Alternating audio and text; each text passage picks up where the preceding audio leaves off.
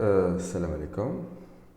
بعد انقطاع دام عدة أشهر نعاودو نولو للدروس نتاعنا. في TP تاع اليوم, le TP numéro 13, nous allons voir les unités des dimensions utilisées par le CSS et les valeurs des couleurs.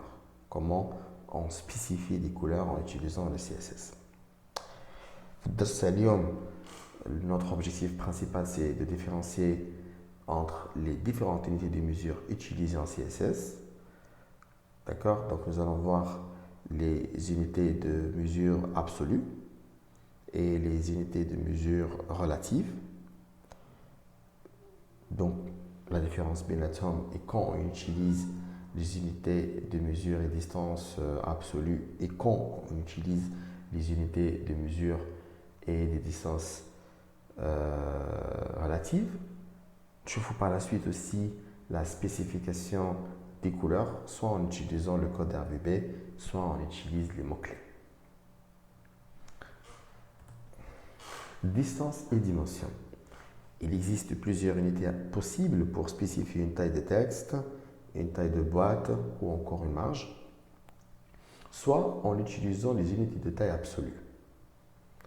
Fixe.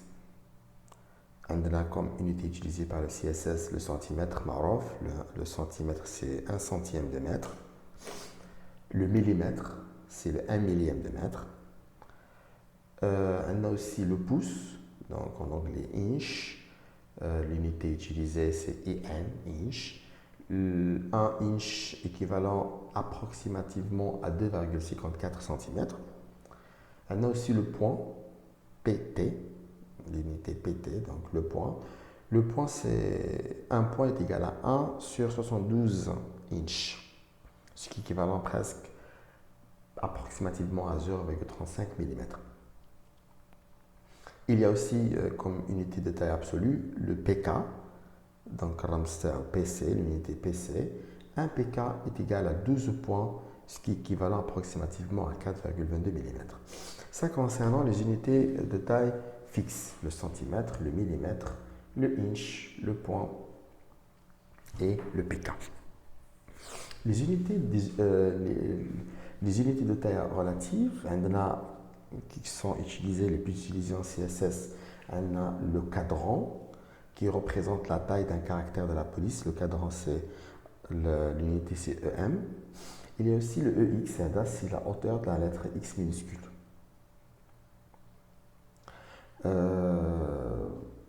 On utilise aussi le pixel. Donc, ces deux unités, donc EM et EX, sont utilisées à la police, donc ils sont relatives à la police de caractère. Et le pixel, donc relatif, donc c'est une unité de mesure relative à la taille de l'écran et la résolution employée. Donc, on a le pixel.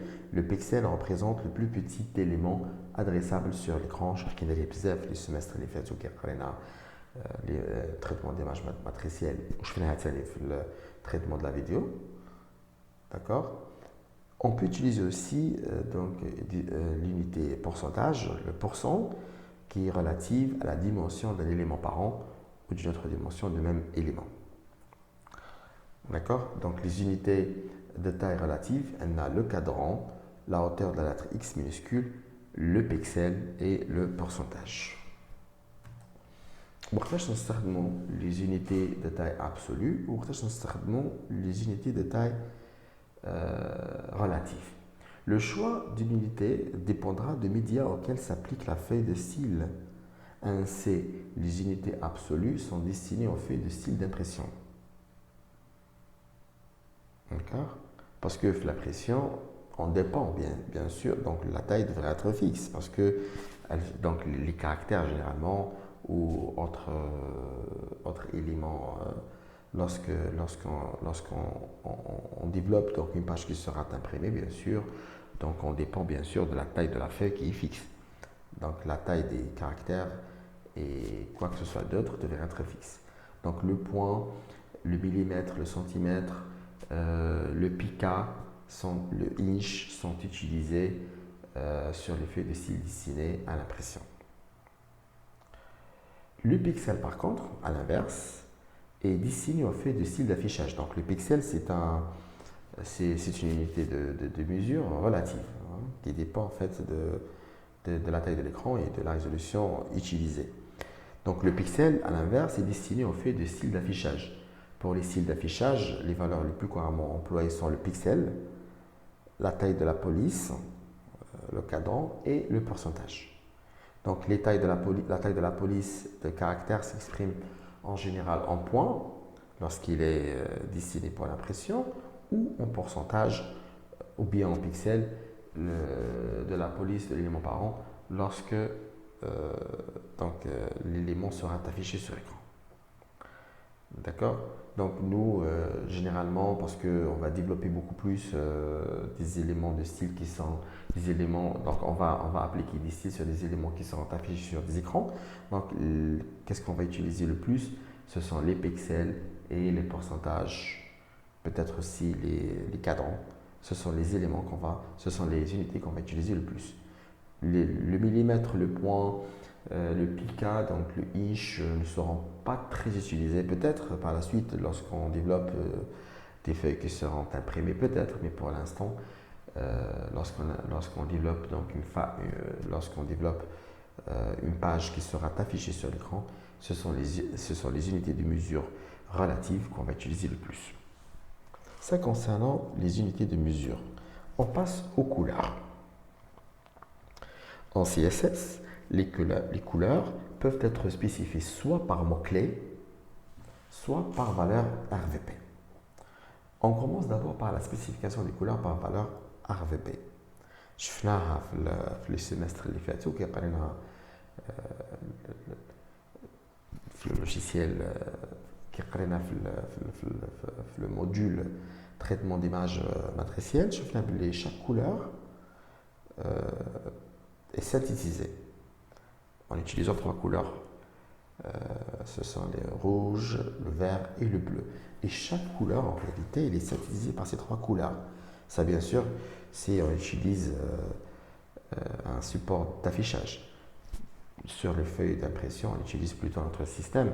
C'est le CNMG, donc le cyan, le noir, le magenta et le jaune. Donc chaque couleur est synthétisée par ces 4 couleurs. Mais pour l'affichage, on utilise plutôt le RVP. Chaque couleur est spécifiée par 3 couleurs qui sont le rouge, le vert et le bleu. Donc, pour spécifier une couleur en CSS, on peut utiliser la notation RVP. Pour cela, si on utilise des valeurs hexadécimales, on utilise cette notation.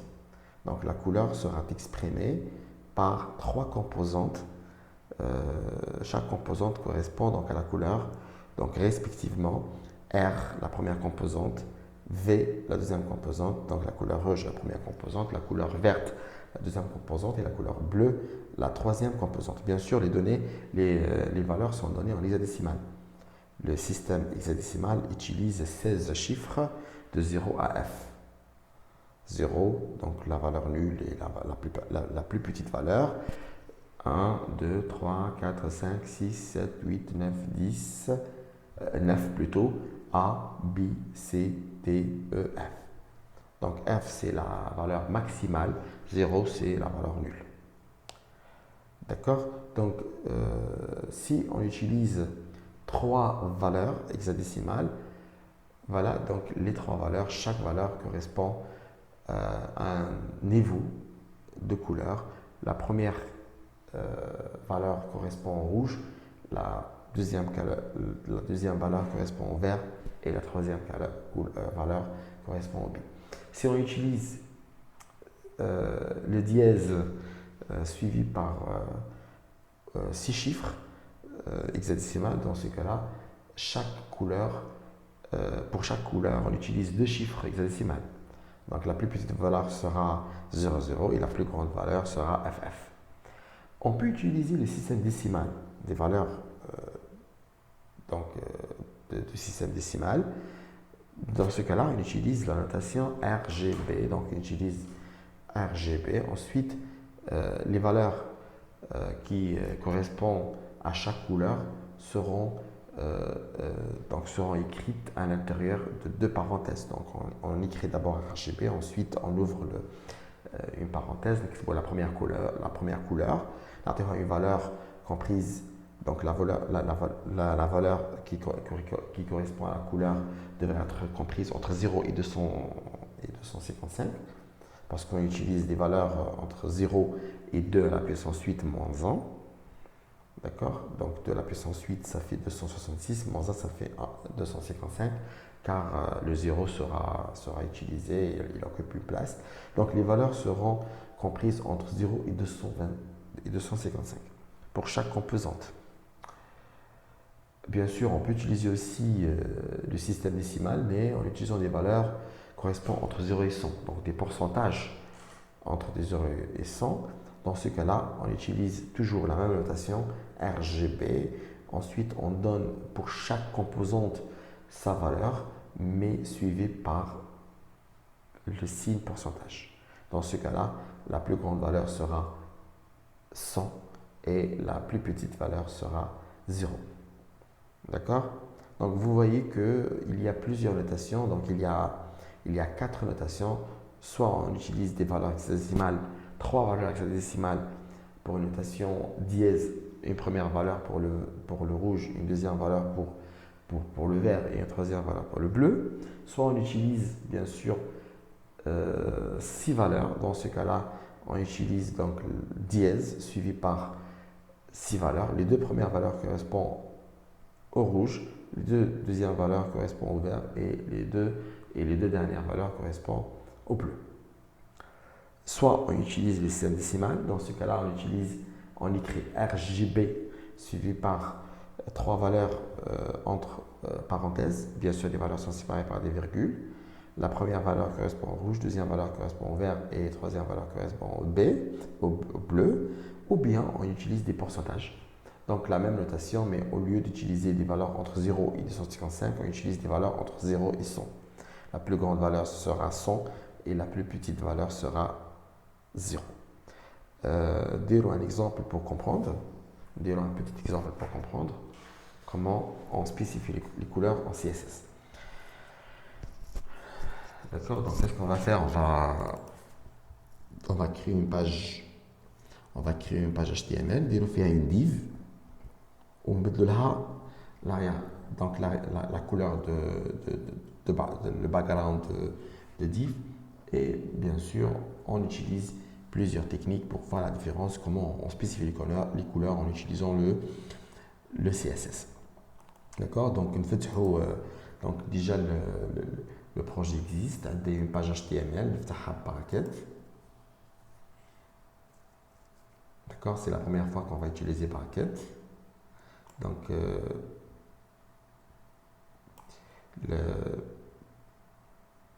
la page HTML نفتحها هنايا et la page CSS نفتحها في l'autre division. D'accord? Donc هنا pardon نفتح la page HTML là, donc index.html نفتحو هنا.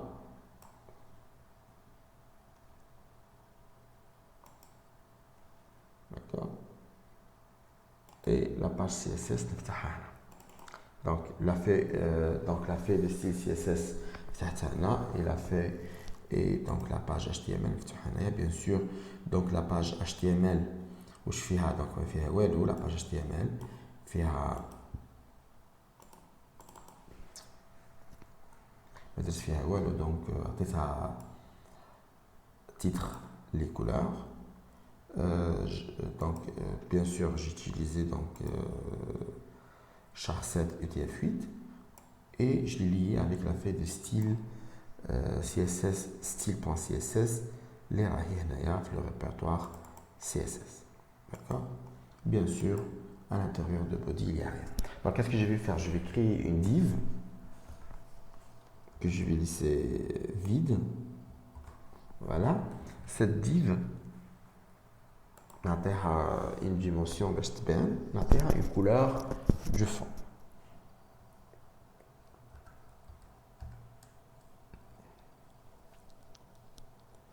Donc cette div نعطيها une largeur wide, نعطيها une largeur de 300 pixels.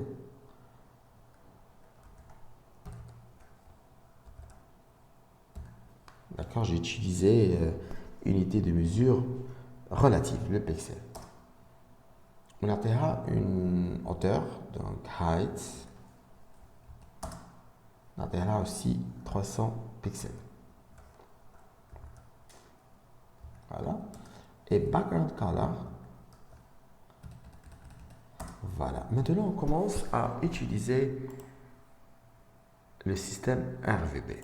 Donc, en utilisant le système RVB, d'accord, donc si je vais utiliser pour chaque couleur une seule valeur, donc j'utilise dièse, suivi par 3 valeurs hexadécimales. Chaque valeur correspond à une couleur. Donc la première valeur correspond au rouge, la deuxième couleur correspond au vert et la troisième valeur correspond au bleu. Maintenant, si je veux que cette div soit de couleur verte, donc je vais donner 0 pour la première valeur. Donc le RV, je vais donner la valeur maximale, F pour la deuxième valeur, et bien sûr le bleu, je vais lui donner la valeur 0. Donc cette couleur, le 0F0, ça c'est le vert. D'accord? Maintenant, donc je sauvegarde, enregistrer tout et j'actualise. D'accord? Donc j'aurai une div de dimension 300 pixels et d'une hauteur de 300 pixels et qui est à la couleur verte. Maintenant, si je veux que cette couleur soit rouge par exemple, j'utilise la première valeur, je lui donne une valeur maximale F, la deuxième valeur, c'est la valeur nulle, et la troisième valeur, une valeur nulle. Donc pour le rouge, j'ai donné une valeur maximale, pour le vert, j'ai donné une valeur nulle, et pour le bleu, j'ai donné une valeur nulle. Maintenant, si je sauvegarde et j'actualise ici, donc le cadre passe aux couleurs rouges. Bien sûr, je peux créer n'importe quelle couleur, hein, d'accord? Maintenant, pour créer donc, le jaune c'est le rouge et le vert. Je vais donner une valeur maximale pour le rouge et donner une valeur maximale pour le vert. Cela donne en principe le jaune.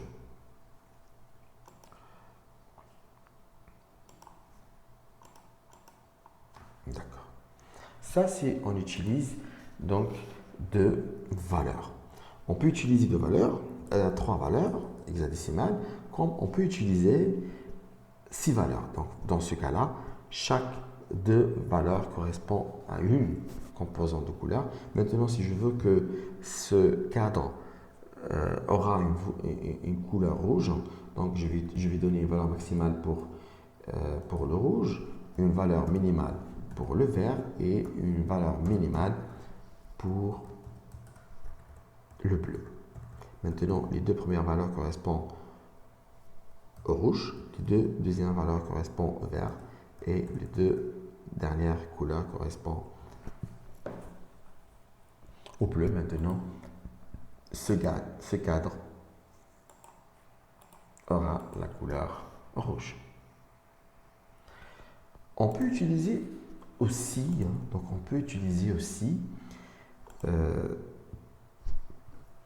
le système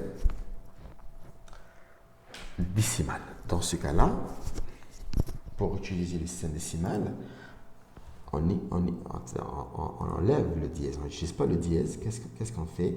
On écrit RGB. Voilà. Et entre parenthèses, on donne pour chaque valeur, pour chaque composante, une valeur comprise entre 0 et 255. Maintenant, si je veux que ce cadre aura la couleur bleue, je vais donner 0 comme première valeur pour le rouge et 0 comme une deuxième valeur pour le vert et bien sûr une valeur maximale pour le bleu qui est 255. 55. D'accord? Cette notation correspond aux couleurs bleues. D'ailleurs, vous voyez, Bracket vous assiste en vous montrant donc la couleur résultante. C'est l'avantage en fait de Bracket, c'est pour cela qu'on l'utilise dorénavant parce qu'il va nous aider beaucoup dans l'écriture de code.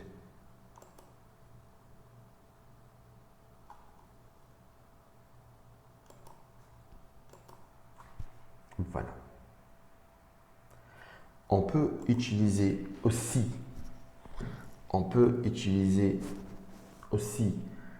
le pourcentage. Dans ce cas-là, au lieu de donner des valeurs décimales comprises entre 0 et 255, on donne des valeurs décimales, mais comprises entre 0 et 100. Et pour que le navigateur comprenne que ce sont des pourcentages, je dois donc suivre chaque valeur par les signes pourcentage. Maintenant, si je veux que ce cadre aura par exemple la couleur donc vert, jaune, de la même façon, je vais donner la valeur 100% pour le rouge et la valeur 100% pour le vert et la valeur 0%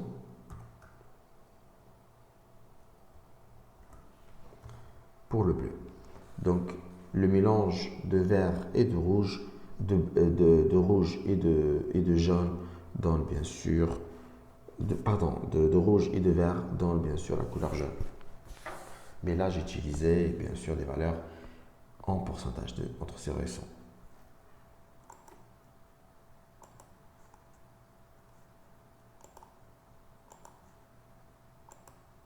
D'accord.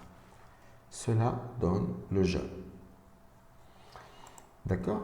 Il y a aussi la couche alpha. Je veux donner une transparence. Si je veux donner un degré de transparence pour mes couleurs, je peux ajouter une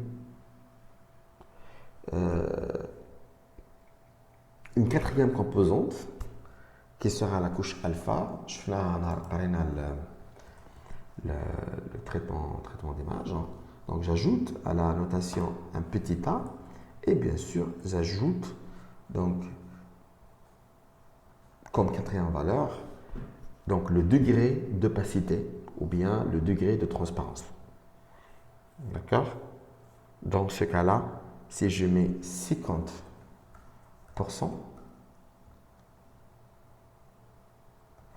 alors j'ai donné une transparence de 50% à ma couleur.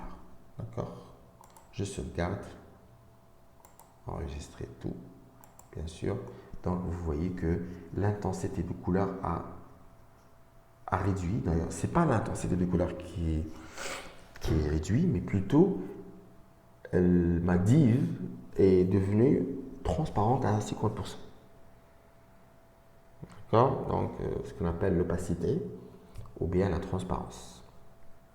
D'accord? C'est une quatrième composante qu'on peut ajouter donc à la notation RVB. D'accord? Donc la notation RVB, mais en utilisant bien sûr les valeurs décimales comme ça. D'accord? Ça, je peux l'utiliser comme ça.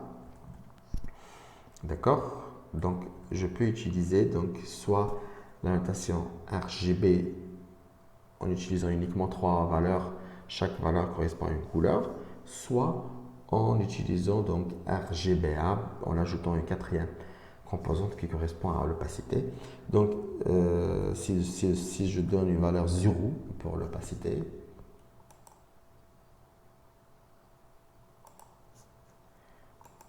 vous voyez que ma div devient complètement transparente. Et si je donne 100%, c'est comme j'ai rien fait, elle est complètement opaque et n'est plus transparente.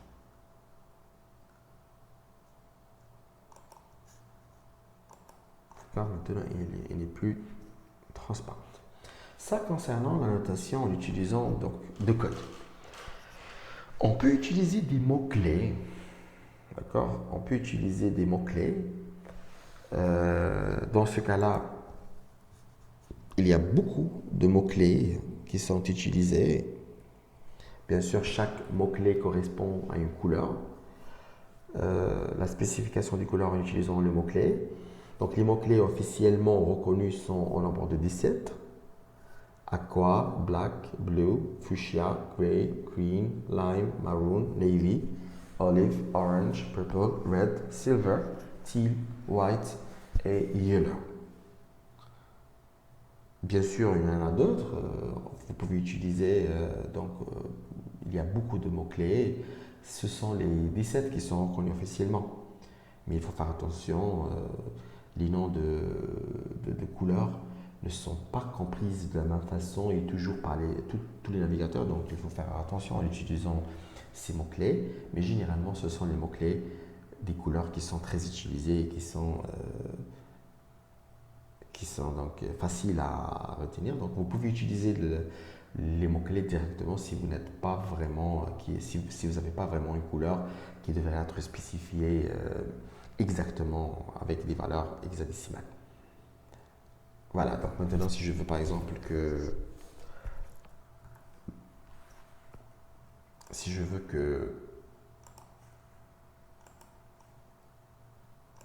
ma div aura la couleur noire, j'utilise directement black comme valeur. Suivi par point virgule. Maintenant, ma div passe aux couleurs noires. D'accord, c'est tout pour aujourd'hui. Je fais كيفاش on spécifie les couleurs en CSS ou je fais les unités donc de mesure absolue et relative. راح نشوفوهم في التكبير الجاي ان شاء الله كي نبداو نقراو les propriétés. Donc on sera obligé de donner des valeurs pour les propriétés. Donc ces valeurs vont en grande partie utiliser des unités qui sont soit absolues, soit relatives. Qu'on va utiliser le plus, ce sont les unités de mesure relatives, donc le pixel et le pourcentage. Et bien sûr, les couleurs, on va les très utiliser, soit en utilisant des mots-clés, soit en utilisant une notation RVB, soit en hexadécimal, soit en décimal, qui m'a fait la type italien. C'est tout pour aujourd'hui. Salam alaikum.